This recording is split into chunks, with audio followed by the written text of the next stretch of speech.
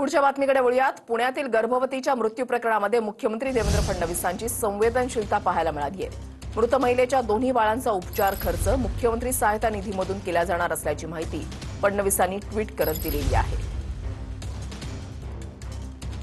देवेंद्र फडणवीस यांनी ट्विट केलेले आहे। त्यांनी असं म्हटलंय की दीनानाथ रुग्णालयामधील प्रकारानंतर भिसे कुटुंबाची भेट घेतली। यात संपूर्ण चौकशी करून अहवालानुसारच कारवाई होईल। जन्माला आलेली दोन्ही अपत्य सध्या एनआयसीयू मध्ये असून त्यांना आणखी काही काळ तिथे उपचार घ्यावे लागणार आहेत। दोन्ही मुलींचा उपचाराचा खर्च मुख्यमंत्री सहायता निधीमधून करण्याच्या सूचना मी संबंधित विभागाला दिलेल्या आहेत।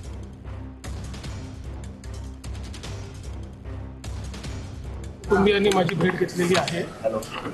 मी त्यांना आश्वस्त केलेलं आहे की केवळ या प्रकरणापुरती आपण कारवाई करायची एवढंच मर्यादित नाही, तर पुढे अशी प्रकरणं होऊ नये म्हणून काय काळजी घेतली पाहिजे या दृष्टीनं आम्ही कारवाई करण्याचा प्रयत्न करतो आहोत। आणि एकीकडे या प्रकरणी तर जे काही दोषी आहेत त्यांना शिक्षा झाली पाहिजे, पण भविष्यात अशा प्रकरणं होऊ नये म्हणून आपल्या SOPs तयार झाल्या पाहिजेत या दृष्टीनं आमचा प्रयत्न आहे। निश्चितपणे त्या दृष्टीनं आम्ही काम करू।